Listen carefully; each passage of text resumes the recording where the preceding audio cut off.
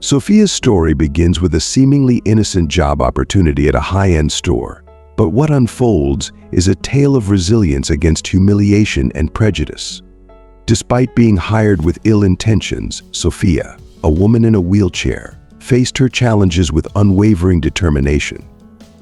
Her journey was not just about securing a job, but about proving her worth in a world that often saw her disability before her humanity. Sophia's kindness shone through when she helped a man in need, only to be wrongfully accused of theft. But her greatest challenge came when her beloved brother, Miguel, fell critically ill, pushing her to the brink of despair. Yet through all the trials, Sophia's strength and compassion remained unbroken, embodying the spirit of perseverance and the belief that kindness and integrity will ultimately prevail. If you are not subscribed, I recommend you subscribe and activate the bell so you don't miss any videos.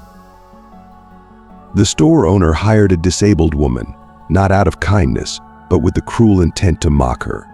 Yet when he later reviewed the footage from the security camera he had installed, his heart froze in disbelief at what he witnessed.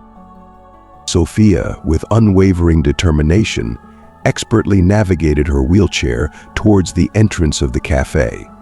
But as always, a familiar obstacle awaited her a step with no ramp in sight. Beside her stood Mariana, her new friend and neighbor, who immediately offered her support.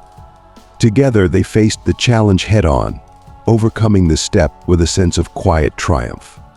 Once inside, the warm and welcoming ambience of the cafe stood in sharp contrast to the struggle they had just endured.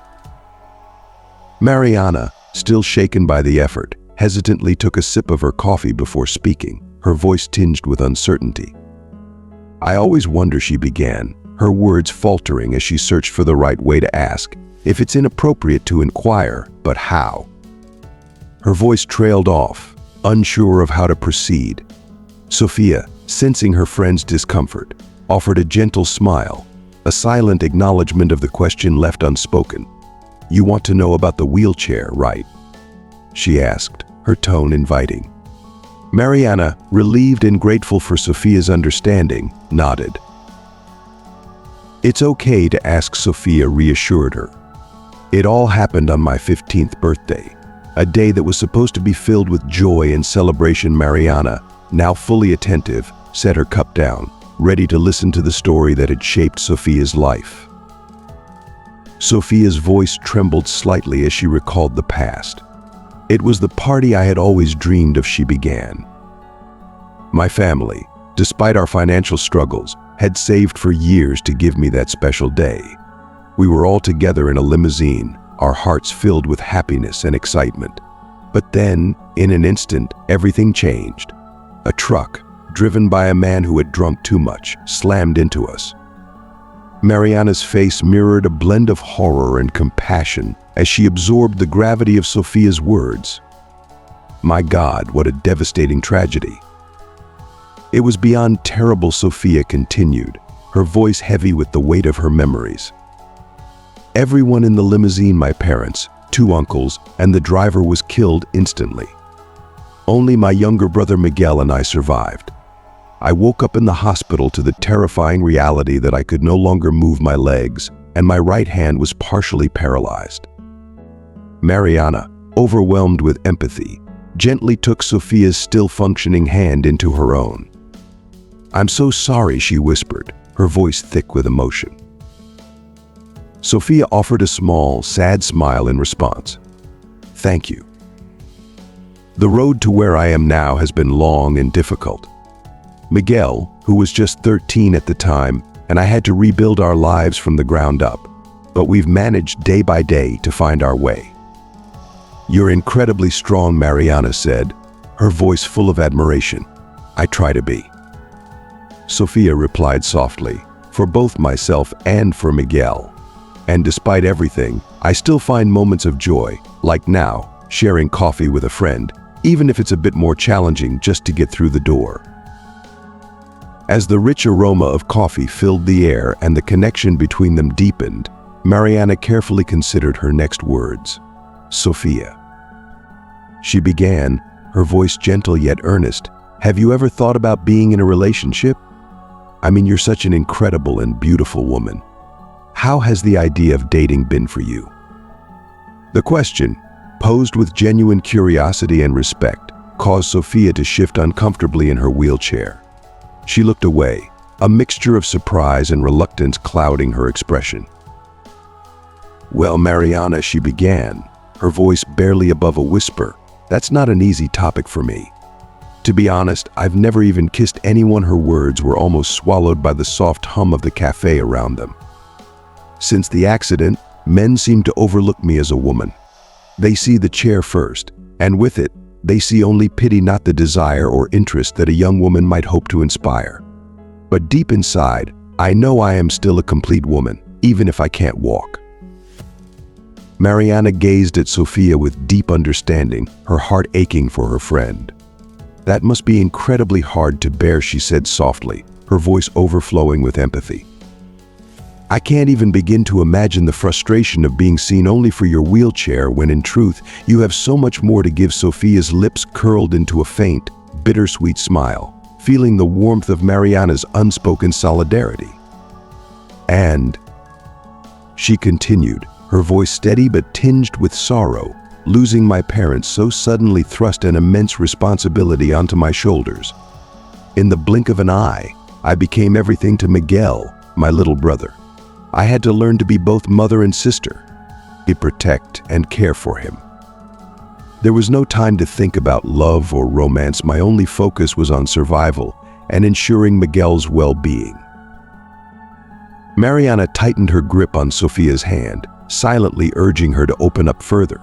"But even with all of that, you still have dreams, don't you?" she asked gently, coaxing Sophia to reveal the aspirations she kept buried deep inside. Sophia let out a sigh, her eyes softening with a distant, wistful glow. "Yes, I do dream," she admitted, her voice carrying a trace of longing. "I dream of a wedding day where I'd arrive in a white wheelchair, draped in a beautiful dress and a flowing veil. A day where I'd be seen as a bride first, not just as a woman in a wheelchair." She chuckled, the sound laced with melancholy. "But it's just a fantasy, something that seems as unattainable as a fairy tale. Sometimes I think it's a reality that's simply out of reach for someone like me." Mariana's eyes glistened with compassion as she leaned in closer, her voice filled with quiet determination. "Sophia, never underestimate the power of dreams or the mysterious ways in which fate works. I believe that God has a way of surprising us, of bringing beauty and love into our lives when we least expect it. Maybe one day, you'll meet someone who sees you for the extraordinary woman you are, beyond the wheelchair, someone who loves and cherishes you for all that you are." Mariana's words ignited a flicker of hope in Sophia's heart, a feeling she hadn't allowed herself to indulge in for a long time. "That would truly be a miracle," she murmured, a genuine smile breaking through her sadness. "A miracle that, I have to admit, I'd welcome with open arms. But for now, as long as my brother is safe and happy, I already feel fulfilled." The next morning, in the modest home she shared with her brother, Sophia was up early, skillfully maneuvering her wheelchair around the small kitchen.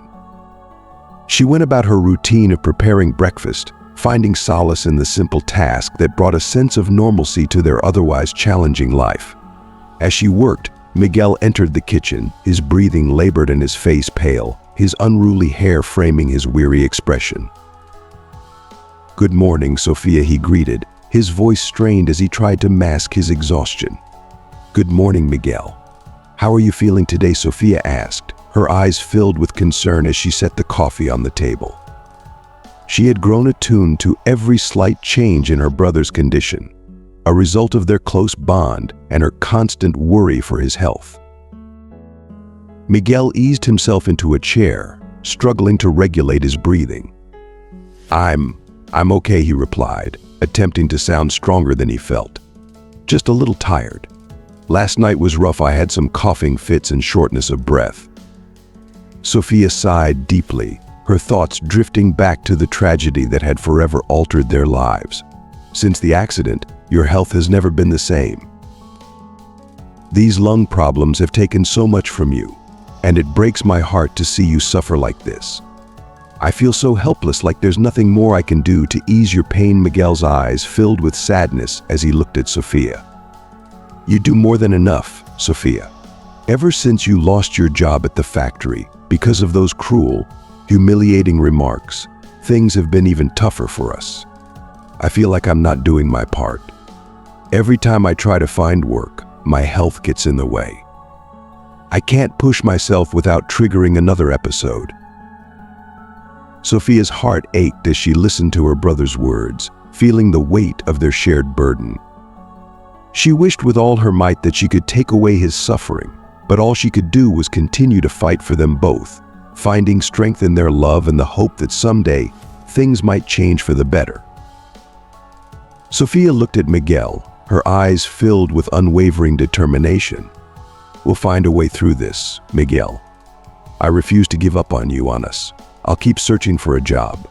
There's a place out there that will see my worth beyond this wheelchair." Miguel smiled back at her, his eyes brimming with admiration and gratitude. "I know you're not a fan of me getting all sentimental, but honestly, Sofia, I wouldn't have made it this far without you. You're my hero. We'll get through this together like we always do." Sofia, ever the resilient pillar of strength, brushed away the tears that threatened to spill and gave her brother a gentle tap on the shoulder. "All right, that's enough of that. I've got more interviews today. Let's see what comes of them." When Sofia arrived at the interview site, she was met with a mix of curious and, in some cases, judgmental stares. Undeterred, she navigated her wheelchair into the interview room, where a woman with an air of superiority sat waiting. "Good morning, I'm Sofia. I'm here for the sales position interview," she announced, her voice steady despite the knot in her stomach. The woman, her expression critical and slightly dismissive, replied, "Ah, just what I was expecting. Go ahead and get comfortable. This is the first round of interviews and I'll be asking you a few questions.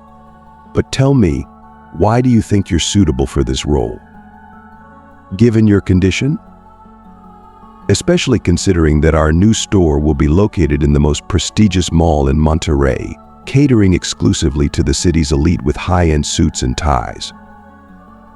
The condescension in the woman's tone was unmistakable, but Sofia had steeled herself for such reactions. "I believe my communication skills are outstanding, and I have a natural talent for making people feel confident and valued," Sofia responded, her gaze locked firmly on the interviewer. "My physical condition doesn't hinder my ability to excel as a salesperson. I believe it gives me a unique perspective that could benefit the team." The interview proceeded with a series of questions, testing Sofia's resolve. Eventually, the woman posed a question that seemed designed to catch her off guard. "Where do you see yourself in 10 years? Sofia hesitated briefly, then spoke with sincerity. "In 10 years, I see myself financially secure, providing my brother with the best possible treatment for his lung condition, and feeling professionally fulfilled in a career I'm passionate about." The recruiter, with a patronizing smile, leaned back and remarked, "Well, I suppose I can consider you for the second phase of the interview, but it's a group process. Are you sure you won't feel embarrassed?" Her tone was laced with challenge, daring Sofia to back down. But Sofia's determination only grew stronger. With a steady voice and a confident smile, she replied, "I can do anything anyone else can do. My wheelchair isn't a limitation, it's just a part of who I am. I would be honored to participate in the next phase." After the initial interview, Sofia felt a flutter of nerves as she dialed Miguel's number. When he answered, her voice was a mix of cautious optimism and underlying anxiety. "Miguel, I've made it to the second phase of the interview. I'm a bit uncertain, but this gives us some hope. I'm determined to give it my best shot. The next part of the interview is later today, so I might be home late." Miguel could hear the tentative excitement in her voice and reassured her as best he could, though his worries lingered in the background.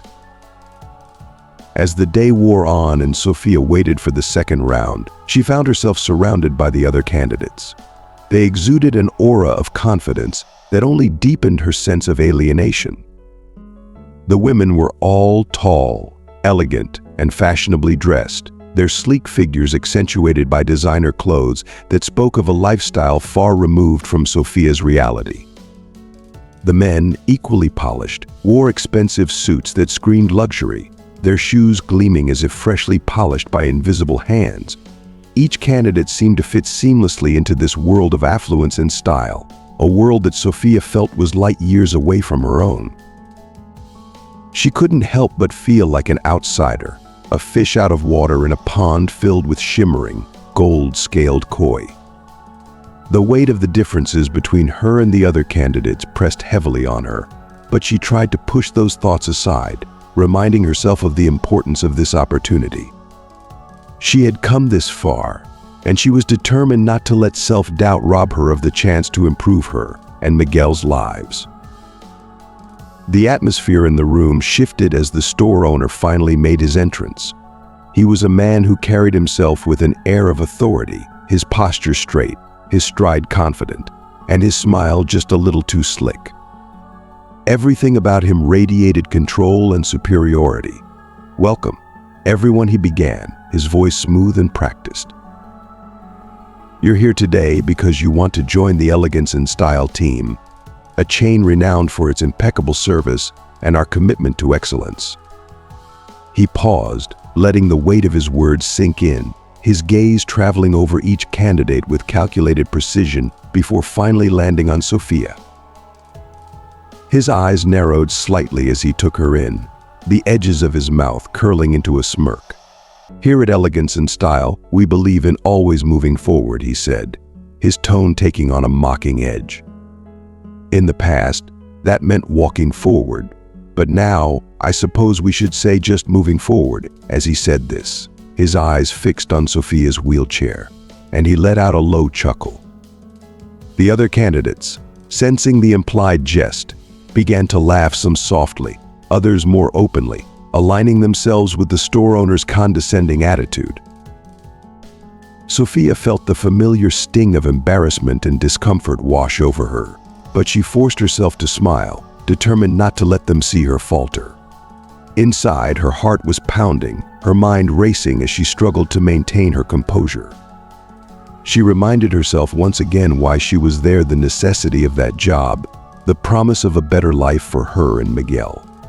She clung to those thoughts like a lifeline, trying to anchor herself in the storm of emotions that threatened to overwhelm her. The store owner continued, seemingly oblivious to the discomfort he had caused, or perhaps fully aware and indifferent to it. He announced the next phase of the interview, designed to test their willpower, resilience, and leadership. "We're going to start with a classic dynamic musical chairs," he declared, a mischievous gleam in his eye as he glanced at Sophia. A sinking feeling settled in Sophia's stomach as she realized the nature of the game. Musical chairs were a physical activity, one that she couldn't participate in. As the other candidates began to rise from their seats, ready to engage in the game, Sophia remained seated, her hands gripping the arms of her wheelchair. She felt utterly out of place, the spotlight of exclusion shining brightly on her. Just then, the store owner's daughter, who had been observing from a quiet corner, decided to add her insult to the situation. With a sly grin, she remarked, "Well, it looks like Sophia has already won this game. She's already sitting, after all." The words were sharp, cutting through the air with cruel precision. The room erupted into laughter, the sound of it echoing off the walls, making Sophia smaller, more isolated. The laughter felt like knives, each one driving home the painful reminder of her difference. The store owner, noticing the discomfort on Sophia's face, attempted to smooth things over, though his tone remained dismissive. "It's all in good fun," he said, waving a hand as if to brush the whole thing aside. "You understand that, right? Sportsmanship is an important value here at Elegance and Style." His attempt to appear casual was laced with condescension, as if he were addressing a child rather than a professional candidate. Despite the humiliation she felt, Sophia forced herself to remain composed. She plastered a smile on her face, though inside she was trembling with a mix of anger and sadness. "I understand," she replied, her voice steady but her heart aching. The effort to maintain her dignity felt like a battle, one she wasn't sure she was winning. But she reminded herself of her reasons for being there, of Miguel, and of the promise she had made to herself to keep pushing forward, no matter what. As the other candidates began the game, Sophia sat there, a silent observer, her mind racing with thoughts of what had just transpired. She felt the weight of every laugh, every sneer, pressing down on her, but she refused to let it break her. She knew she had to stay strong, not just for herself, but for Miguel. The job was a chance at a better future, and she wasn't going to let anyone take that away from her. The store owner's daughter continued to watch her from the corner of the room, a smirk still playing on her lips, but Sophia refused to meet her gaze. She kept her focus on the task at hand, on the interview, and on proving that she was just as capable as anyone else in that room, if not more so. She was determined to show them that her wheelchair was not a symbol of weakness, but of resilience and strength. As the game continued, and the candidates laughed and jostled for chairs, Sophia sat quietly, her thoughts a whirlwind of emotions. She knew that the road ahead wouldn't be easy, but she also knew that she had already faced far greater challenges in her life.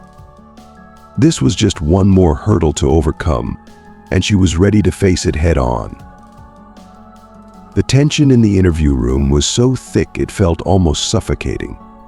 Sophia had already endured several challenging and demeaning tasks, each one chipping away at her confidence, yet she remained resolute. Mr. Enrique, the store owner, stood at the front of the room, his smile more of a sneer, barely concealing the malice behind his eyes. He cleared his throat and announced the final task with an air of exaggerated enthusiasm. "And now, for the grand finale, let's see how well you can handle a practical challenge," he said, as he wheeled out an undressed mannequin and placed it abruptly in front of Sophia. Without a moment's hesitation, he tossed a suit into her lap, the fabric landing with an almost mocking thud.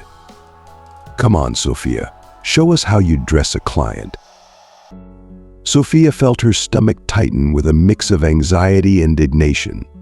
This task wasn't just a test of her skills, it felt like a cruel, calculated move to undermine her dignity. The way he presented it, with that smirk on his face, made it clear that this was about more than just the job. It was about seeing how far he could push her, how much humiliation she could endure before breaking. She took a deep breath, struggling to keep her composure. "Is this necessary?" she asked, her voice quivering slightly despite her best efforts to remain calm. "I understand the importance of knowing the product, but this..." She didn't get a chance to finish her thought. Before she could say more, one of the other candidates, a tall woman with a soft, empathetic expression, stepped forward. "Here, let me help you," the woman offered, gently adjusting the mannequin to make it more accessible for Sophia. "It's not fair for you to have to go through this alone. After all, if we're going to be working together, we should be supporting each other." Her words were like a balm to Sophia's frayed nerves, a reminder that not everyone in that room was out to see her fail. Surprised by the kindness, Sophia nodded gratefully and set to work. Despite the intense pressure and the unfairness of the situation, Sophia's hands moved with practiced precision. She carefully dressed the mannequin, her every motion deliberate and focused. Each button she fastened, each sleeve she smoothed out, was a small victory, a defiance against the adversities and prejudice she faced not just in that room, but in life. The act of dressing the mannequin, something that should have been a simple task, became a statement of her resilience and strength. As she worked, Mr. Enrique observed with an expression that was hard to read. Finally, when Sophia finished, he spoke up, his voice tinged with both surprise and a barely concealed condescension. "Well, I must say I'm impressed," he commented, though the tone of his voice suggested he was anything but. "But of course our clientele prefers a more direct, face-to-face service." His words hung in the air, dripping with the implication that Sophia's efforts, however admirable, would never be enough in his eyes. The candidate who had helped Sophia couldn't hide her anger. Her face flushed with indignation, she spoke up, her voice firm. "This is ridiculous," she declared, her eyes flashing with righteous fury. "She's already demonstrated that she's more than capable, that she has the skills and the character to excel as a salesperson. This task has nothing to do with what's required in a store. It's just an excuse to belittle her." Her words cut through the tension in the room, leaving a heavy silence in their wake. Mr. Enrique's expression hardened, his displeasure evident. He wasn't used to being challenged, especially not by a candidate. His response was cold and dismissive. "I appreciate your opinion," he said, his voice as frosty as his gaze, "but I think your time with us ends here. You may leave." The woman's face flushed even deeper, but she held her head high as she walked past Sophia, pausing only for a moment to whisper, "Good luck. I hope you get the job, but don't let them humiliate you. You're amazing." As the door closed behind the woman, Sophia was left to sit in the interview room, the earlier surge of support now replaced by a familiar sense of isolation. The other candidates, who had been watching the exchange, now exchanged uneasy glances, unsure of what to make of what had just happened. The atmosphere in the room was thick with tension, a mix of nervousness and anticipation. Sophia, still reeling from the experience, tried to keep her emotions in check. On the outside, she maintained a calm, composed demeanor, but inside her mind was a whirlwind of thoughts and feelings. She replayed every moment in her head, every word, every look of disdain she had encountered. She wondered if it was worth it, if enduring such humiliation was truly the path to a better future for her and Miguel.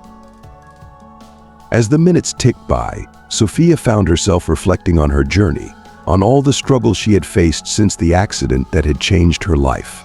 She had fought so hard to build a life for herself and her brother, to prove that she was more than the sum of her challenges. But sitting in that room, surrounded by people who seemed so determined to reduce her to nothing more than her wheelchair, she couldn't help but feel the weight of the world pressing down on her. But then she thought of Miguel, of the promise she had made to him and herself. She had vowed never to give up, no matter how tough things got. And so, she squared her shoulders, took a deep breath, and resolved to see this through to the end. She might have been shaken, but she wasn't broken. She would face whatever came next with the same determination that had gotten her this far. She owed it to herself and Miguel not to let anyone or anything take away her dignity.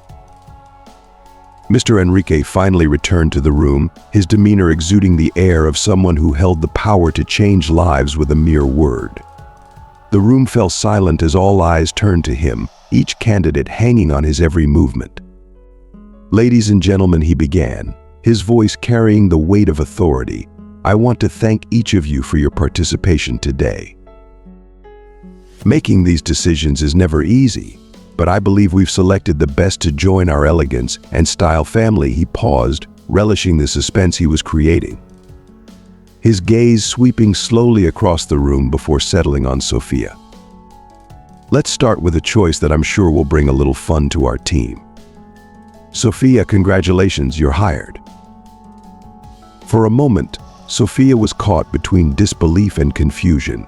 His choice of words for fun rang in her ears, and before she could stop herself, she blurted out. For fun, her voice betrayed her bewilderment, and as soon as the words left her mouth, she felt a rush of embarrassment. Her cheeks flushed red, and she quickly added, "I'm sorry, Mr. Enrique, I didn't mean any disrespect." Mr. Enrique's smile returned, but it was a hollow expression, one that didn't quite reach his eyes. "Oh, don't worry, Sophia," he replied, his tone smooth but with an underlying hint of condescension. "What I meant is that you seem like an animated and fun person who will surely brighten up the work environment. There's nothing wrong with that." His words lingered in the air, leaving Sophia feeling even more unsure of her place in this new environment. She had been hired, but the reasoning behind it seemed superficial, as if she were more of a novelty than a valued member of the team. The dissonance between his words and his tone made it clear that she was expected to play a certain role, one that might not have anything to do with her actual abilities. The next announcement from Mr. Enrique only solidified Sophia's doubts about the true nature of this workplace. And of course, he continued, his voice brimming with pride, "My daughter Isabella will also be joining the team. Her beauty and charm are undeniable, and I'm sure she will be a wonderful addition to our store." Isabella, who had hardly participated in the interview dynamics and had spent most of the time observing with an air of detached superiority, smiled smugly at her father's words. It was clear to everyone that her place on the team had been assured from the start, regardless of her performance. As Sophia processed the situation, a sinking feeling began to take root. Despite being chosen, she realized that the path ahead would be fraught with challenges, not only due to her physical condition, but also because of the toxic environment that seemed to permeate the store. The favoritism, the underlying tensions, and the superficial judgments all pointed to a workplace where appearances mattered more than substance. She wondered if her presence there would truly make a difference, or if she was merely a pawn in a game of image and appearances. Still, despite her misgivings, Sophia knew she couldn't afford to turn down this opportunity. The salary, at least, was enough to make a real difference in her and Miguel's lives. When she finally returned home that evening, the weight of the day's events bore heavily on her shoulders. She found Miguel waiting for her, his face filled with anxious hope. With her voice trembling from the tumult of emotion she had been holding back, Sophia shared the news. "Miguel, I got the job," she said, but her words lacked the triumph they should have carried. "But I don't know how I feel about it." It was complicated. There were moments when I felt humiliated, but I kept thinking of us, and that gave me the strength to keep going. At least they pay enough for us to buy your medication again. Miguel's heart swelled with pride and sorrow as he listened to his sister. He wrapped his arms around her in a comforting embrace, his voice gentle and full of admiration. "Sophia, you've always been stronger than anyone gives you credit for. This won't be the first time you'll have to surprise people who underestimate you for something as small as your wheelchair compared to the incredible person you are. You faced worse, and you've always come out stronger." Despite Miguel's reassurances, Sophia couldn't shake the growing sense of isolation she felt in her new job. The atmosphere at Elegance and Style was far from welcoming. The salespeople were fiercely competitive, constantly vying for Mr. Enrique's approval and attention, and their barely concealed disdain for Sophia was palpable. They often ignored her or exchanged sneers and whispered remarks when she passed by. The feeling of being an outsider was ever present, and it was clear that she was not considered a true part of the team. But perhaps the most difficult part of her job was dealing with Isabella, Mr. Enrique's daughter. Isabella, with her arrogance and sense of entitlement, seemed to take particular pleasure in making Sophia's life as difficult as possible. She would deliberately undermine Sophia's efforts, belittle her in front of customers, and take credit for Sophia's work whenever possible. Her cruel comments, always veiled with a smile, cut deep, and the other employees, eager to stay in Isabella's good graces, either laughed along or stayed silent, offering no support to Sophia. Day by day, the isolation grew. Sophia's initial determination began to waver under the weight of the daily humiliations and the toxic environment. She felt trapped, her spirit slowly eroding as she endured the relentless hostility. Yet she forced herself to hold on, clinging to the knowledge that this job, flawed as it was, provided for Miguel's needs. It was this thought, the thought of her brother and his well-being, that kept her going, even when everything inside her screamed to walk away. But deep down, Sophia knew she couldn't continue like this forever. Something had to change.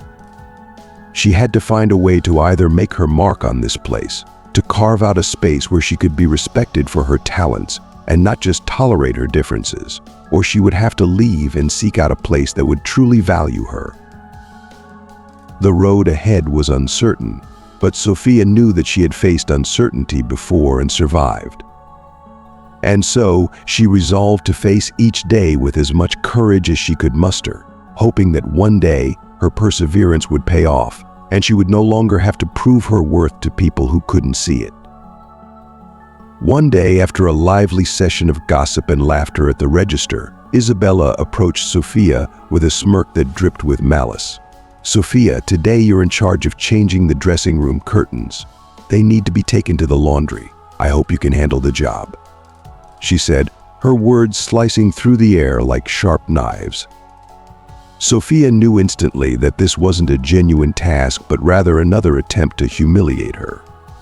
Despite the lump forming in her throat, she refused to give Isabella the satisfaction of seeing her upset. Determined to prove that she could do it, Sophia headed to the dressing rooms, her mind set on completing the task. When she reached the dressing rooms, Sophia was confronted with the reality of the challenge before her. The curtains were high, well out of her reach from her wheelchair. She took a deep breath, steeling herself, and began to stretch as much as she could, balancing precariously as she reached for the fabric. Her hands fumbled with the curtains, her body straining against her physical limitations. But despite her best efforts, the task proved too much.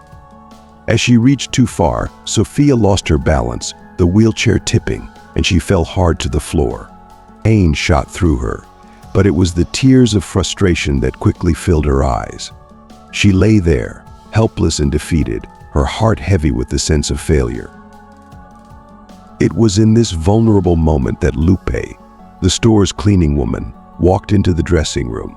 Seeing Sophia on the floor, Lupe gasped and hurried over to her. "Oh dear, what happened here?" she exclaimed, her voice filled with concern as she knelt beside Sophia.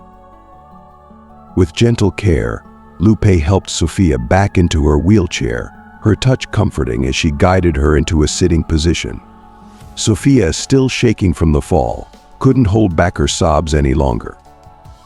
"I was just trying to do what they asked," she cried, tears streaming down her cheeks. "But I knew it was just so they could laugh at me.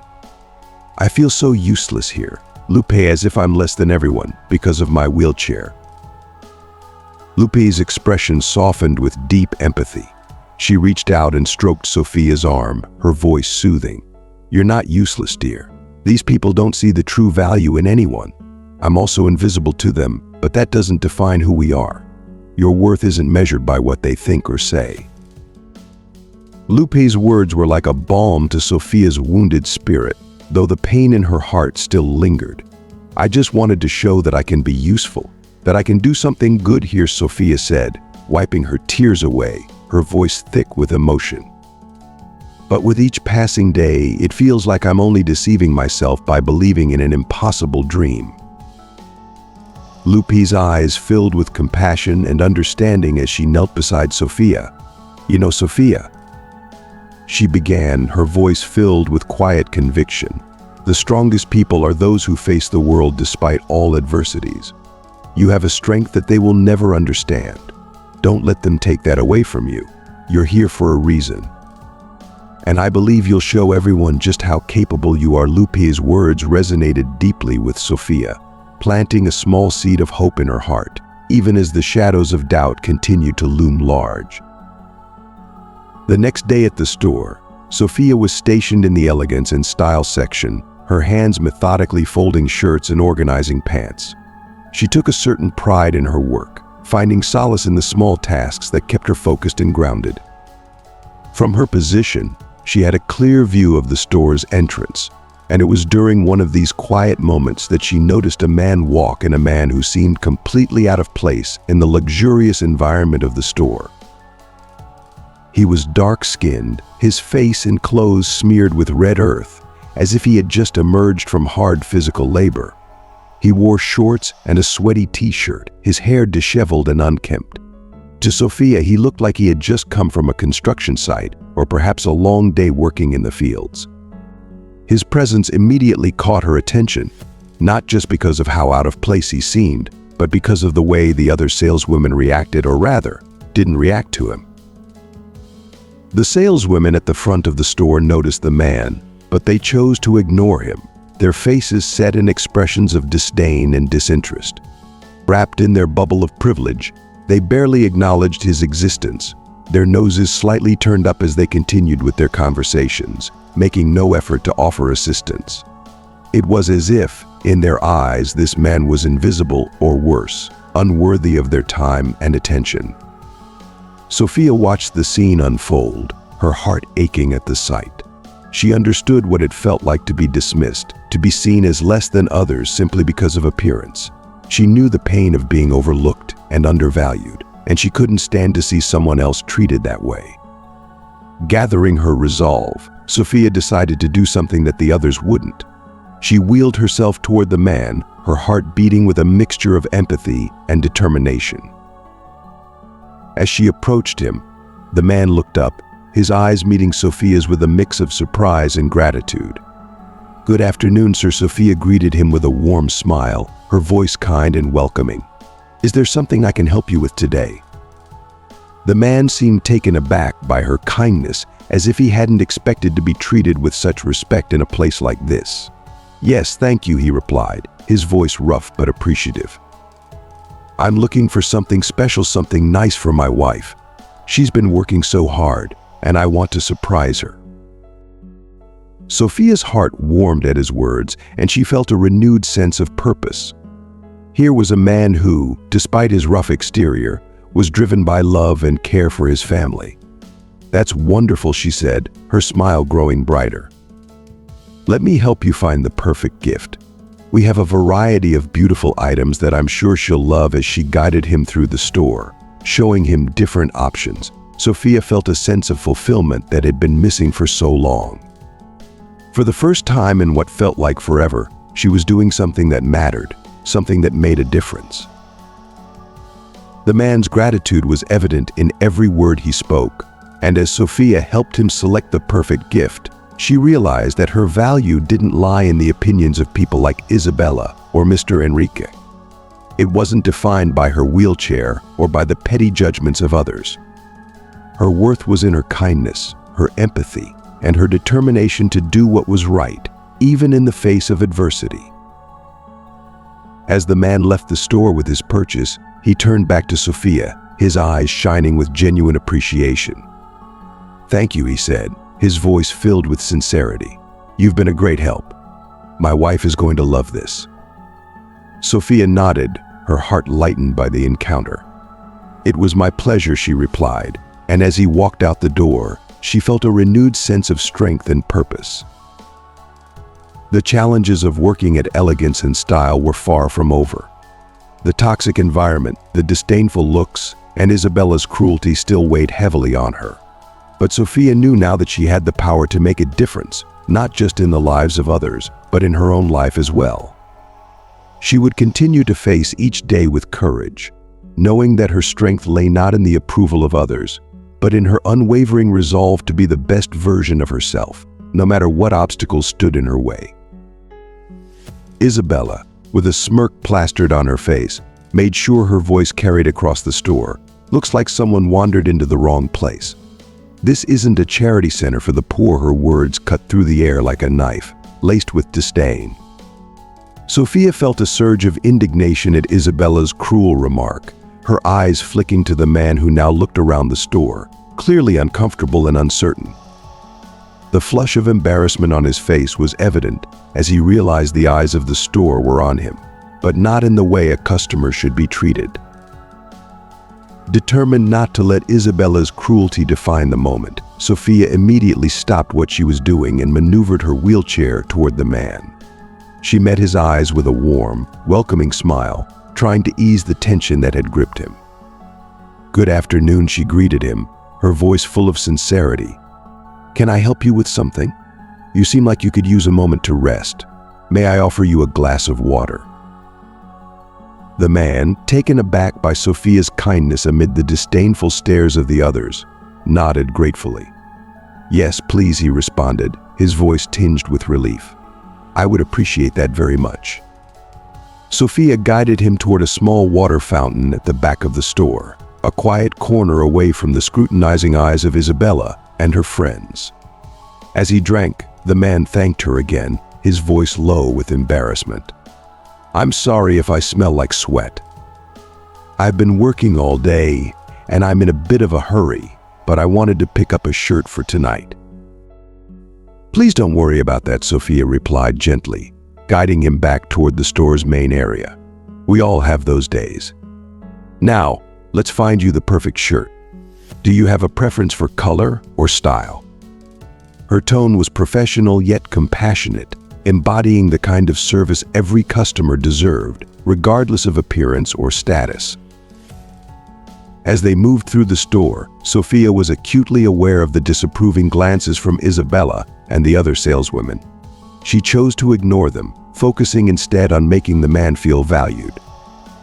Leaning in slightly, she whispered to him, "Don't pay attention to them.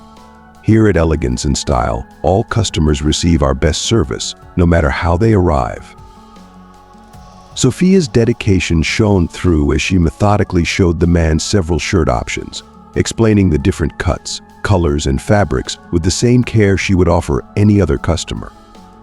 She worked to divert his attention from the cruel remarks that continued to emanate from Isabella and her friends, who watched the scene unfold with sneers on their faces. Treating him like royalty, Isabella sneered loudly, ensuring her words reached Sophia. "As if he can afford anything here." Her friend, with a similarly affected laugh, added, "And the worst part, Mr. Enrique still hasn't installed security cameras in this new store. It's risky letting people like that just waltz in." Each word felt like a slap to Sophia, stirring a mix of anger and sadness deep within her. But she remained resolute, refusing to let their venomous attitudes sway her from providing the best service she could. The man, though aware of the whispers and stares, tried to focus on the shirts Sophia was presenting. "You have an excellent selection here," he said, his voice steady as he attempted to maintain his dignity. "Thank you for your help, you're very kind." Despite his disheveled appearance, there was an undeniable air of dignity and self-respect about the man, a stark contrast to the superficial judgments of Sophia's colleagues. After careful consideration, he finally selected a shirt, one that Sophia could tell he was proud of choosing. She accompanied him to the checkout, offering the same warm, professional demeanor she had from the start. But when they reached the counter, a new challenge arose. The man reached into his pockets for his wallet, only for his face to blanch in horror as he realized it wasn't there. "Oh my God," he muttered, his voice laced with panic and embarrassment. "I'm so sorry. I must have left my wallet at home. What a careless mistake. And it's already so late." Sophia immediately moved to reassure him, sensing his distress. "It's okay," she said softly, offering him a comforting smile. "These things happen. You can come back another time to complete your purchase. No problem at all." But before the man could respond, the cashier, a close friend of Isabella's, seized the opportunity to make a snide remark. "Forgot his wallet. How convenient," she drawled, her voice dripping with sarcasm. Classic excuse. They always pull that trick when they can't pay. It's all an act to save face. The words stung, and Sophia felt a surge of protectiveness for the man. He looked down, his face flushed with shame, and Sophia's heart ached at the sight. Without thinking, she reached out to him, her voice firm yet kind. "There's no need for that," she said, shooting a pointed look at the cashier. "Everyone makes mistakes. We all have moments where we're not at our best. Let's treat each other with the respect we all deserve." The cashier rolled her eyes but said nothing further, and the man, still clearly embarrassed, managed a small, grateful smile at Sophia. "Thank you," he murmured, his voice heavy with emotion. "You've treated me with more kindness than I expected to find today. I'll be sure to come back with my wallet as soon as I can." As he left the store, Sophia watched him go, her heart heavy with the weight of the day's events. She knew that the road ahead at Elegance and Style would continue to be challenging, with colleagues like Isabella determined to make her life difficult. But she also knew that she had done the right thing, standing up for someone who needed it, even in the face of her struggles. Sophia's thoughts lingered on the man's words and the genuine gratitude in his eyes.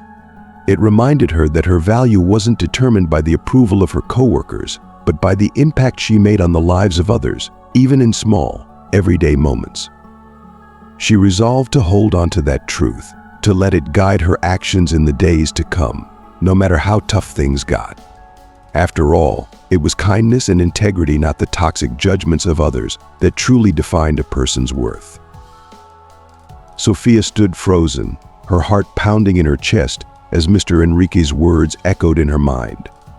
The room felt suffocating, the tension thick enough to cut with a knife. She could feel the weight of the stares from her colleagues, all of them focused on her, as if waiting for her to crumble under the pressure. Isabella's smirk only deepened the sense of betrayal and injustice that swirled within her. This was a situation she had never anticipated, being accused of something so heinous, and all because she had treated a customer with dignity.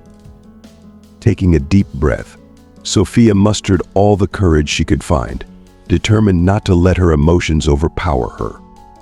"Mr. Enrique," she began, her voice trembling slightly but growing stronger with each word, "I understand how this looks, but I swear on everything I hold dear that I had nothing to do with any thefts." That man was simply a customer who needed help. He came into the store looking for a shirt, and when he realized he had forgotten his wallet, he promised to return another day to make the purchase. I treated him as I would any other customer because that's what I believe is right. Mr. Enrique's gaze remained cold and skeptical, the suspicion in his eyes unwavering. "Sophia, do you realize how convenient this all sounds? A man who doesn't fit the profile of our usual clientele spends an inordinate amount of time with you, only to conveniently forget his wallet. Now, we discover that merchandise is missing. It's hard not to connect the dots." Sophia's stomach twisted in knots as she tried to maintain her composure. The accusations felt like a heavy weight pressing down on her, making it difficult to breathe. "I understand your concern, Mr. Enrique," she said, forcing herself to stay calm despite the fear gnawing at her insides. "But I assure you, I've done nothing wrong. My only intention was to provide good customer service, as I would with anyone who walked through those doors. I didn't know about the missing items until this meeting, and I certainly had no idea the security cameras hadn't been installed." The silence in the room was oppressive, and Sophia felt the eyes of her colleagues bore into her. No one stepped forward to support her, not even Lupe, who had shown her kindness in the past. It was as if the entire room had turned against her, and the isolation she felt was overwhelming. Isabella, sensing her advantage, continued to press the issue. "Mr. Enrique, it's clear that Sophia was involved. Who else would spend so much time with a man who doesn't belong in a place like this? She's been too soft, too trusting. It's not hard to imagine that she might have let something slip." Her voice dripped with malice, each word designed to further incriminate Sophia. Sophia's hands gripped the armrests of her wheelchair so tightly that her knuckles turned white. She could feel the anger and frustration rising within her, but she knew she had to stay focused. "Please, Mr. Enrique, believe me when I say I had nothing to do with any thefts. I'm here to work, earn a living, and prove that I can contribute just as much as anyone else, despite my limitations. I would never risk everything I've worked for by doing something so dishonest." Mr. Enrique narrowed his eyes, his expression hard and unforgiving. "Then how do you explain the missing items, Sophia? How do you explain the timing of this so-called customer's visit?" Sophia struggled to find the right words. How could she prove her innocence when the circumstances were so heavily stacked against her? She had no way of proving that the man had been sincere in his intentions, no way of demonstrating that she hadn't been involved in any wrongdoing. Just as Sophia was about to speak again, the door to the meeting room opened, and one of the mall's security officers stepped in, holding a small device in his hand. "Mr. Enrique," the officer said, his voice professional and calm, We've just received some footage from one of the adjacent stores that might help clear up this situation." The tension in the room shifted as everyone's attention turned to the officer. Mr. Enrique gestured for him to continue, his expression still stern but now tinged with curiosity. The officer approached Mr. Enrique and handed him the device. "This footage shows the outside of your store from yesterday. It's not the best angle, but you can see the man leaving the store. What's important is what happens after he leaves." Mr. Enrique quickly plugged the device into a monitor on the wall, and the room watched in silence as the footage began to play. The video showed the man leaving the store, looking flustered as he patted his pockets in search of his wallet. He paused just outside the entrance, shaking his head in frustration before walking off. A few moments later, another figure appeared in the frame: Isabella. She walked out of the store, glancing around to make sure no one was watching.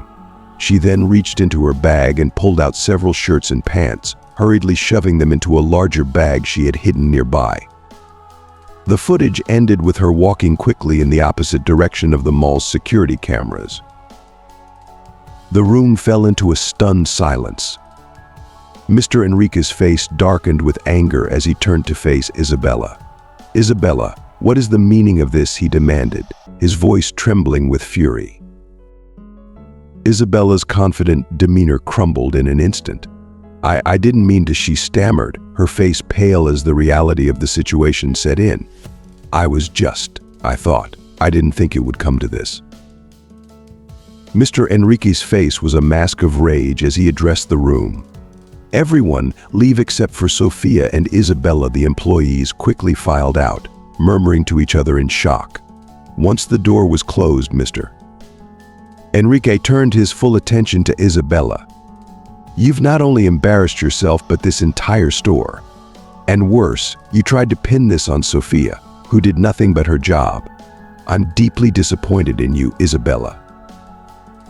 Sophia watched, her heart still racing, as Isabella wilted under her father's gaze. For the first time, she felt a sense of justice, however bittersweet, that the truth had come out. She had been vindicated, but the experience had left her shaken. Mr. Enrique finally turned to Sophia, his voice softer now, though still strained. "Sophia, I owe you an apology. I let my suspicions get the better of me, and I was wrong to accuse you without evidence. You've shown nothing but integrity, and I deeply regret doubting you." Sophia nodded, still processing everything that had happened. "Thank you, Mr. Enrique," she said quietly. "I understand it was a difficult situation." Mr. Enrique took a deep breath. "Isabella, you'll pack your things and leave immediately. There is no place for dishonesty in this store." Isabella looked as if she might protest, but instead nodded meekly, her head hanging in shame. As she left the room, Sophia felt a complicated mix of relief and sadness. She had been cleared, but at what cost? Mr. Enrique turned back to Sophia. "Take the rest of the day off, Sophia. You've been through enough today. We'll talk more tomorrow." Sophia nodded, grateful for the reprieve. As she wheeled herself out of the room, she couldn't help but feel a heavy weight lift from her shoulders. She had faced one of the hardest challenges in her life and had come out the other side. But as she made her way home, she knew that the experience had changed her, had strengthened her resolve to never let anyone make her feel less than she was. As she thought back to the man from the day before, she realized that in helping him, she had also helped herself, proving that kindness and integrity were more powerful than the toxic judgments of others. Sophia stood in the meeting room, tears welling up in her eyes as Mr. Enrique's accusations echoed around her. The weight of the unjust suspicion felt like a physical burden pressing down on her chest. "Mr. Enrique," she began, her voice thick with emotion, "I would never do such a thing. My parents raised me to be honest and fair, and though I lost them when I was very young, their lessons have stayed with me. I've never taken what wasn't mine. Not even when my brother and I were starving because I couldn't find work." Her voice faltered, the memory of those difficult times bringing a fresh wave of emotion. But Mr. Enrique remained unmoved, his expression cold and calculating. "Touching stories, Sophia," he replied, his tone devoid of empathy. "But that doesn't change the facts. We need to get to the bottom of this, and right now, you're at the center of our suspicions." Sophia felt as though the floor might give way beneath her, but she forced herself to stand tall. "Please, Mr. Enrique," she implored, "I respect my work and the people around me too much to commit such a crime. I was only trying to be helpful, nothing more." Mr. Enrique's gaze didn't soften, but his next words gave Sophia a glimmer of hope. However he began, his tone measured. "There's something Isabella mentioned that isn't entirely accurate," he paused, looking directly at Sophia. "Yes, the mall hasn't provided security cameras yet, but I, being cautious, personally installed some hidden cameras in the store for situations exactly like this one. I'll be contacting them to retrieve the recordings as soon as possible." At this, Isabella's expression faltered, though she quickly masked her concern with a facade of eagerness. "Dad, I can go get the recordings for you," she offered, trying to sound efficient and dutiful. "We can resolve this quickly." Her voice carried an edge of desperation that Sophia couldn't help but notice. As Sophia watched the exchange between Isabella and Mr. Enrique, her emotions swung between hope and fear. The hope that the recordings would exonerate her was tempered by the fear that somehow Isabella might manipulate the situation against her. She knew that the prejudice she faced wasn't just about the theft, it was about her physical condition, her background, and the assumptions people made about her because of them. The following morning, Sophia woke early, her mind still heavy with the events of the previous day.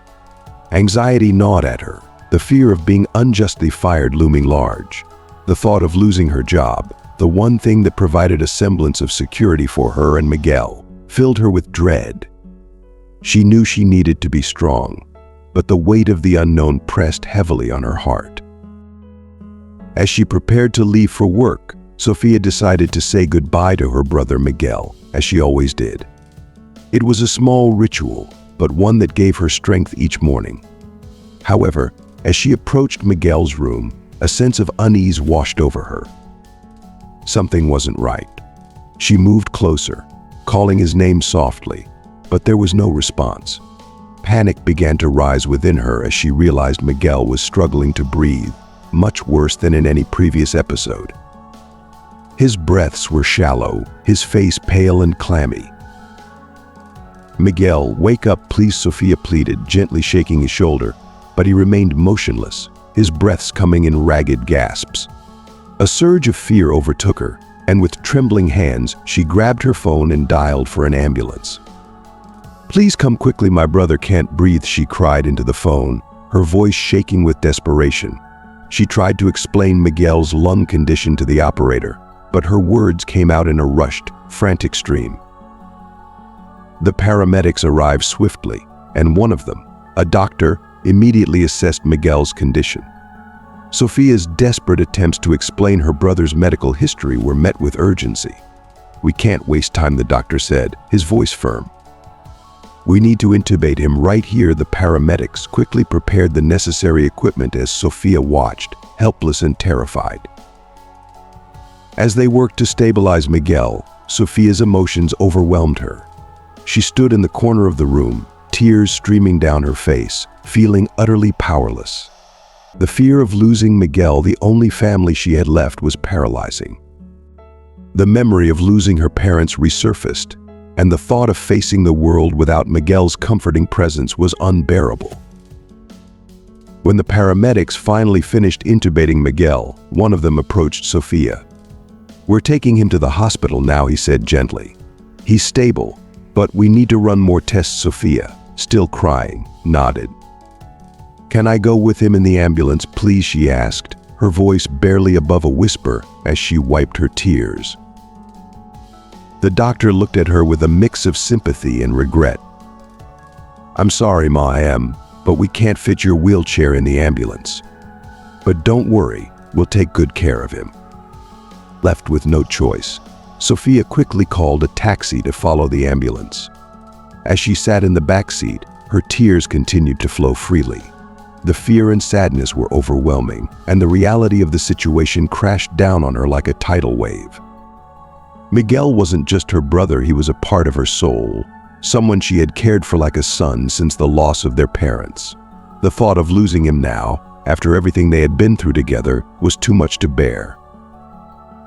As the taxi sped toward the hospital, Sophia's thoughts were a chaotic mix of fear, grief, and desperation. Each sob that escaped her lips felt like a physical manifestation of the deep, wrenching pain in her heart. She prayed silently, pleading for Miguel's safety, for his life. The idea of facing the world alone, without the one person who had always been by her side, was a darkness she couldn't imagine surviving. At the hospital, Sophia was met with a flurry of activity as Miguel was rushed into the emergency room. Nurses and doctors moved quickly, their faces focused and serious. Sophia could do nothing but wait, her mind racing with terrifying possibilities. She felt so small and vulnerable, a helpless bystander in a situation that threatened to rip her world apart. Hours seemed to stretch on endlessly as Sophia waited for news of Miguel's condition. Every minute felt like an eternity, the silence of the hospital corridors pressing down on her. Finally, a doctor emerged, his expression grave but not hopeless. "He's stable," the doctor said, and Sophia let out a breath she hadn't realized she was holding. "But his condition is serious. We'll need to keep him here for further observation and treatment." Relief washed over Sophia, but it was tinged with the persistent worry that had taken root in her heart. "Can I see him?" she asked, her voice trembling. The doctor nodded. "Yes, but only for a short while. He needs to rest." Sophia was wheeled into Miguel's room, her heart aching at the sight of him lying in the hospital bed, tubes and monitors surrounding him. He looked so fragile, so vulnerable, and it took everything in her not to break down again. She reached out, gently holding his hand. "I'm here, Miguel," she whispered, her voice thick with emotion. "I'm right here." In that quiet moment, Sophia felt the weight of the world pressing down on her, but she also felt a renewed sense of determination. She couldn't afford to crumble, not now, not when Miguel needed her the most. She would fight for him, for his health, for their future, no matter how difficult the road ahead might be. And with that resolve, she knew she had to return to work and face whatever awaited her there. She would prove her innocence, for Miguel's sake and her own, because giving up was not an option. Not when so much was at stake. During the taxi ride to the hospital, Sophia's tears flowed uncontrollably, each one a testament to the helplessness she felt. The cruel irony of her situation, unable to accompany her brother in the ambulance because of her physical limitations, gnawed at her soul. The distance between their home and the hospital seemed to stretch endlessly, each passing second an unbearable eternity. When the taxi finally pulled up to the hospital, Sophia felt a desperate urgency propelling her forward. She quickly wheeled herself inside, her heart pounding as she made her way to the reception desk. "Please," she implored the nurse behind the counter, her voice trembling with fear. "My brother Miguel was brought here by ambulance." "Is he okay? Where is he?" The nurse's expression was grave as she responded. "He's in the ICU," she said, her tone professional yet tinged with concern. "Due to his pre-existing lung condition, he's developed severe pneumonia. The situation is critical, and we can't predict how long it will take for him to recover." Sophia felt as though the floor had dropped out from beneath her. The word critical echoed in her mind, a harbinger of the darkness she feared most. "Critical," she repeated, her voice barely more than a whisper. "But he'll be okay, right?" The possibility of losing Miguel, the only family she had left, was too much to bear. The idea of facing the world alone, without him, filled her with dread so deep it threatened to consume her. A doctor, noticing Sophia's distress, approached her. "Missy," began gently, "I know this is incredibly difficult, but you need to be strong for your brother. We're doing everything we can. I'll take you to see him, but I need you to stay calm." Sophia nodded numbly, following the doctor down the silent, sterile halls of the hospital. The sound of her wheelchair's wheels echoed in the quiet corridor, each turn bringing her closer to the ICU. As they reached Miguel's room, Sophia's breath caught in her throat at the sight before her. Through the glass, she saw her brother lying in bed, surrounded by tubes and machines, fighting for his life. The reality of his condition was a punch to the gut, and tears blurred her vision as she placed a trembling hand on the glass. "Please stay with us, Miguel," she whispered, her voice breaking. "You're all I have." With her heart in pieces, Sophia knew she needed to make a phone call she had been dreading. Gathering every ounce of courage she had left, she dialed Mr. Enrique's number. As the phone rang, each tone felt like another weight added to her already burdened heart. When Mr. Enrique finally answered, his voice was clipped and impersonal, completely devoid of empathy. "Mr. Enrique, it's Sophia," she began, her voice thick with emotion. "I'm so sorry, but I won't be able to come to work today.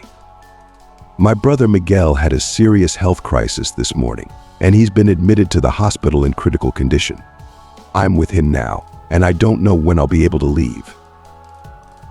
There was a pause on the other end of the line before Mr. Enrique responded, his tone cold. "Sophia, I understand that your situation is difficult, but the store is facing its problems. Regarding the theft accusations, Isabella retrieved the security camera recordings, but it seems the security service lost the copies. We're left without the necessary evidence." Sophia's heart sank further as panic began to creep in. "But Mr. Enrique, I need you to believe me," she pleaded, her voice laced with desperation. "I wasn't involved in those thefts. I would never do something like that. I was just trying to help a customer." Mr. Enrique's voice remained detached, almost mechanical. "Without the recordings, Sophia, I can only rely on my intuition, and it tells me that you are." He paused for a moment, and then, with a finality that crushed Sophia's last shred of hope, he continued, "You'll have to come to the store to finalize the procedures for your dismissal. I'm also considering taking this case to the police to investigate the man you helped." Sophia's voice trembled as tears streamed down her face. "Mr. Enrique, please understand." She begged, "I would never do something like this. All I did was serve a customer who was being ignored by everyone else. I lost my parents when I was young, my brother is in the ICU, and now I'm losing my job over something I didn't do. It's not fair. I've always tried to do the right thing." But Mr. Enrique's tone remained unyielding. "I regret your hardships, Sophia, but I cannot allow the store to be harmed. We need to maintain a standard, and if you want to know the truth, you never fit into it. I'll see you at the store to sign your dismissal papers." With those harsh words, he hung up, leaving Sophia in stunned silence. The phone slipped from Sophia's hand, her world crashing down around her. Desperation and desolation overwhelmed her. In the span of a few hours, everything had unraveled. Her brother was in critical condition, her job was gone, and her integrity had been unjustly questioned. She was trapped in a perfect storm of adversity, feeling utterly alone and powerless to change any of it. For the next week, Sophia barely left the hospital, staying by Miguel's side as he fought for his life. She had little time or energy to think about anything other than his health. Her days blurred into one another, filled with anxious waiting and silent prayers for his recovery. The only time she left the hospital was to go home, take a quick shower, and return, driven by the fear that if she left for too long, something might happen. Sophia prayed to God every day for Miguel's health, clinging to the hope that he would pull through. He was her most precious treasure, the last connection she had to her family, and the thought of losing him was more than she could bear. She whispered prayers for strength and guidance, asking for the resilience to face whatever came next, even as the weight of her circumstances threatened to crush her spirit. Each prayer was a plea for a miracle, for the chance to see her brother healthy again, and for the strength to rebuild her life in the face of such overwhelming adversity. Sophia's heart raced as she listened to Lupi's voice on the other end of the line, The revelation that Isabella, Mr. Enrique's daughter, was the one stealing from the store was both shocking and a lifeline for Sofia. It felt like a glimmer of hope in the darkness that had enveloped her life. "Are you sure about this?" Lupe Sofia asked, her voice urgent, tinged with desperation. "This could be the evidence I need to prove my innocence." "I'm certain," Sofia Lupe replied, her voice trembling slightly. "I've seen her do it several times, slipping clothes into her bag when no one was watching. I was too scared to say anything before, but after what happened to you, I just can't stay silent anymore." The guilt in Lupe's voice was palpable, but Sofia's heart swelled with gratitude for her courage. Then, Lupe mentioned something that sent a chill down Sofia's spine. "Sofia, there's something else you should know. A well-dressed man has been coming by the store asking about you. I think he might be someone hired to investigate, but I didn't give him any information about you. I promise." The conversation left Sofia reeling, her mind racing with a mix of relief, fear, and determination. She knew she couldn't let this opportunity slip away. She had to act, not only for her own sake, but for Miguel, who was still lying in a hospital bed, fighting for his life. After saying a prayer beside her brother, Sofia steeled herself for the task ahead.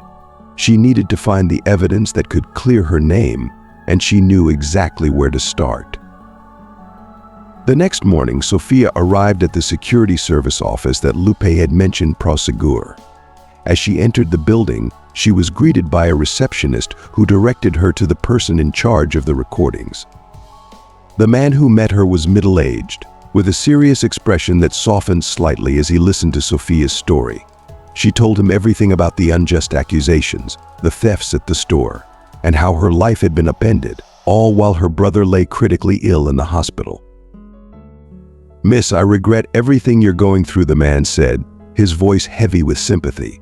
"But we usually cannot release these recordings without a formal request from the client or the police." Sofia felt her heart sink, but she wasn't ready to give up. She leaned forward, her voice trembling with emotion. "Please, I beg you. I'm desperate. These recordings might be my only chance to prove my innocence. Without them, I could lose everything: my job, my freedom. I have nothing left except the hope that I can clear my name and avoid being falsely accused of a crime I didn't commit." The man hesitated, clearly torn between his compassion for Sofia and his professional obligations. He sighed deeply, the weight of his decision evident in his eyes. Finally, he spoke. "All right, I'll help you," he said, his voice firm with resolve. "But you must understand that if anyone asks, I'll deny ever knowing you or having any involvement in this." Tears of relief welled up in Sofia's eyes. "Thank you," she whispered, her voice choked with gratitude. "You have no idea how much this means to me." After obtaining the recordings, Sofia knew that the hardest part was still ahead. The next day, with the evidence in hand and a heart full of determination, she made her way to the store. As she entered, she could feel the judgmental stares of her former colleagues boring into her. Isabella stood at the counter, her usual mocking smile plastered on her face, but Sofia paid her no mind. She had a mission, and she wasn't going to let anything distract her. When she finally confronted Mr. Enrique, his response was exactly as she had expected. His eyes narrowed with contempt as he began to spew venomous accusations. "So you finally dared to show up, Sofia," he sneered. "Are you ready to sign your dismissal and admit your guilt? The police will be contacting you soon." But this time, Sofia was prepared. Drawing on every ounce of strength she had, she interrupted him, her voice strong and unwavering. "Enough, Mr. Enrique," she said, her eyes locking onto his with a fierce intensity. "I will no longer allow anyone to speak to me the way you have. I've initiated a legal process against all the mistreatment I've suffered here and that other employees have suffered in this store." Mr. Enrique's eyes widened slightly, caught off guard by the steel in Sofia's voice. She continued, her words clear and resolute. "You've accused me without evidence, judged me because of my background and my disability, and tried to destroy my reputation. But I won't let you. I have evidence that will prove my innocence, evidence that shows who the real thief is." Sophia pulled out the recordings she had obtained from the security service. "These recordings will show that it wasn't me who stole from this store. It was your daughter, Isabella. She's the one who's been taking clothes without your knowledge, and she's been lying to you about it." A stunned silence fell over the room as Mr. Enrique stared at the recordings in Sophia's hand. For a moment it seemed as if the entire store had frozen in time. Isabella, who had been watching the confrontation with smug satisfaction, suddenly went pale, her eyes darting nervously between Sophia and her father. Sophia handed the recordings to Mr. Enrique. "Watch them," she said firmly. "Then tell me if you still think I'm the one who should be dismissed." Mr. Enrique hesitated, clearly torn between his loyalty to his daughter and the evidence now in his possession. Slowly, he took the recordings from Sophia, his face a mask of conflicting emotions.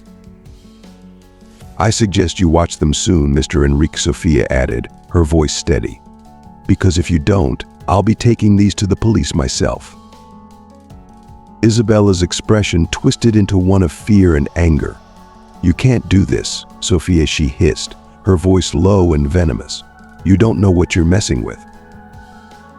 But Sophia didn't flinch. "I know exactly what I'm doing," she replied calmly.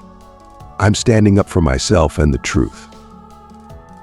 Mr. Enrique, still holding the recordings, seemed to deflate slightly, the weight of the situation finally sinking in. He glanced at Isabella, whose face was now a mask of panic, and then back at Sophia. "I'll review these," he said quietly, all the bluster gone from his voice. "And if what you say is true, there will be consequences." Sophia nodded, feeling a sense of relief wash over her. "That's all I ask," she said. "Just the truth." Without another word, she turned and left the store, her head held high. As she stepped outside, she felt the sun on her face and took a deep breath, the weight of the past weeks beginning to lift. There was still much to be done. Miguel was still in the hospital, and the legal process was just beginning, but for the first time in a long time, Sophia felt a sense of hope. She had stood up for herself, against all odds, and now the truth was finally on her side. Sophia approached the cash register with a sense of purpose, her heart pounding as she inserted a USB drive into the port connected to the store's televisions. The screens flickered for a moment, and then, to everyone's shock, began displaying looping footage of Isabella, Mr. Enrique's daughter, stealing various clothing items. The images were crystal clear, showing Isabella repeatedly hiding clothes in her bag. Her actions were undeniable and incriminating. The entire store was plunged into silence, with employees and customers alike frozen in place as they watched the damning footage. Mr. Enrique's reaction was immediate and frantic. "Take that down now," he bellowed, his voice shaking with both rage and desperation. But it was too late. The evidence was out there, and everyone in the store had seen it. His authoritative facade crumbled as he turned to Isabella, his expression one of pure despair and disappointment. "You are a huge disappointment, Isabella," he said, his voice heavy with reproach. "Is this to fund your magical bullets? What a shame," he added, his tone laced with a painful insinuation about a hidden vice of his daughter. As the tension in the store reached its peak, the well-dressed man Lupe had mentioned earlier appeared at the entrance, observing the chaos with a calm, composed demeanor. His presence was commanding, and as he stepped inside, all eyes turned toward him. The man's elegant and confident aura set him apart from everyone else in the room, and even Mr. Enrique straightened up, attempting to adopt a more formal posture as he recognized the newcomer. But instead of addressing Mr. Enrique, the man walked directly to Sophia. His kind smile and the depth in his gaze conveyed something profound, something that immediately drew everyone's attention. "Good afternoon, everyone," he began, his voice steady and reassuring. My name is Daniel, and I was here the day I was unjustly judged for my appearance and dirty clothes. Unfortunately, I have now witnessed the injustice Sophia faced for treating me with compassion and respect." The shock was palpable. Mr. Enrique's face drained of color, and the other employees stared in stunned silence. Daniel continued, his tone calm but unyielding. "I am the new owner of this shopping center, and what I have witnessed here today, and on that day, goes against everything I believe in. An employee as kind, as beautiful, and as courteous as Sophia didn't deserve to be treated this way. This doesn't align with the values I want to promote in my businesses." Mr. Enrique, realizing the gravity of the situation, attempted to speak, but Daniel cut him off with a firm hand gesture. "Mr. Enrique," Daniel said, his voice carrying the weight of authority, "your store has shown a severe lack of ethics and respect. If it's up to me, elegance and style will no longer operate anywhere in Mexico." The declaration sent a shock wave through the room. Mr. Enrique was visibly shaken, and Isabella, who had been watching in disbelief, now stood paralyzed with fear. The ramifications of Daniel's words were clear. The empire that Mr. Enrique had built, along with the reputation he had tried so hard to maintain, was crumbling before his eyes. After a moment of silence, Daniel turned to Sophia, his eyes filled with warmth and admiration. "Sophia," he began, his voice softening, "I apologize if this is an intrusion, but since the day you treated me with such kindness, even though I was dirty and disheveled, I fell in love with you. And today, seeing how you faced everything on your own, I believe you are the most beautiful woman in the world. I would be honored if you would have dinner with me." Sophia, overwhelmed by the whirlwind of events, felt a mixture of surprise and flattery. Her eyes met Daniel's, and in his gaze she saw sincerity and a deep respect. "Daniel," she replied with a shy smile, her voice filled with emotion, "I appreciate your words and your invitation. It would be a pleasure to have dinner with you." With that, Sophia and Daniel left the store together, the air buzzing with the aftermath of what had just transpired. Outside, Daniel turned to Sophia, his expression determined. "I will use my contacts to investigate more about Mr. Enrique," he said. "Something tells me there's more than just the unfair treatment you received." Daniel's instincts proved correct. Over the following days, his thorough investigations uncovered a web of illicit activities involving Mr. Enrique, which Daniel promptly handed over to a judge he knew. "It looks like Mr. Enrique will have to answer for his actions in court," Daniel informed Sophia, his voice tinged with a sense of justice fulfilled. As the days passed, Sophia and Daniel's relationship blossomed. Their connection, built on mutual respect and compassion, grew stronger with each passing day. "I never thought I would find someone who understood me so well," Sophia confessed to Daniel one evening, her heart full. "You've shown me that there is still goodness in the world." Daniel's kindness extended beyond their relationship. One day, he brought her incredible news. "Sophia, I've secured a place for Miguel in a renowned hospital in Switzerland," he told her, his eyes shining with excitement. "They are specialists, Sophia. He will receive the best possible treatment." Tears welled up in Sophia's eyes as she hugged Daniel tightly. "I don't know how to thank you," she whispered, her voice breaking with emotion. "You've saved my brother's life." As Sophia and Daniel stood together at the altar, surrounded by their loved ones, the moment felt surreal, like a dream that had finally come true. Miguel, now fully recovered and glowing with health, officiated the ceremony with pride and emotion evident in his voice.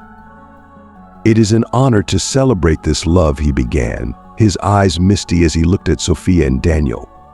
"My sister and Daniel, your love is a testament to the purest and most beautiful feeling in the world."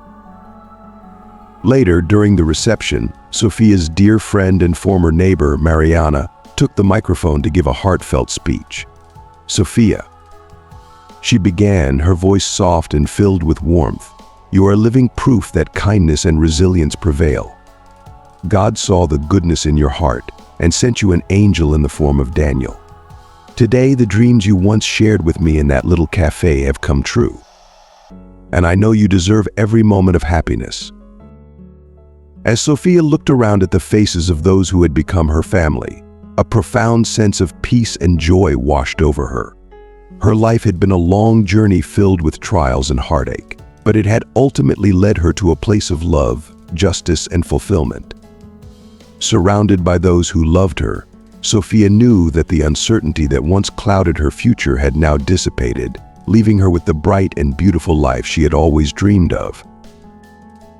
Daniel, still holding Sophia's hand, leaned in and spoke in a low but tender voice. "Sophia, from the moment I met you in that store, I knew you were extraordinary. Your strength, your kindness, and your beauty, you're everything I've ever dreamed of." His words were filled with sincerity, and Sophia could see the depth of his love in his eyes. Looking up at him, her eyes shimmering with love and happiness, Sophia replied, "Daniel, you have transformed my life in ways I never imagined. Together, I know we will build a wonderful future, filled with all the love and joy we've found in each other." As the evening drew to a close and the celebration continued, Sophia and Daniel danced together under the stars, surrounded by the warmth and love of their friends and family. It was a night that marked the beginning of their life together, a journey they were eager to embark on, hand in hand. As we come to the end of Sophia and Daniel's incredible journey, we hope their story has touched your heart as much as it has ours.